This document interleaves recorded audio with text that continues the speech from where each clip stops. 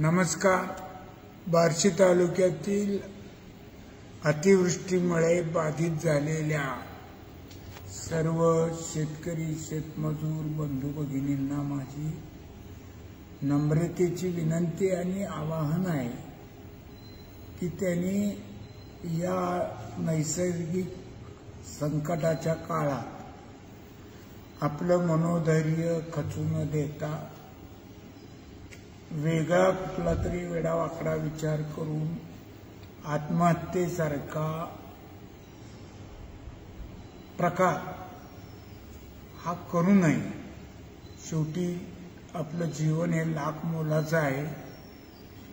सर्व तालुक्यात शासनाच्या आदेशाप्रमाणे पंचनामे, नुकसानीचे पंचनामे, कुणाचं घर पडलं असेल तर त्याचे पंचनामे हे तलाठी,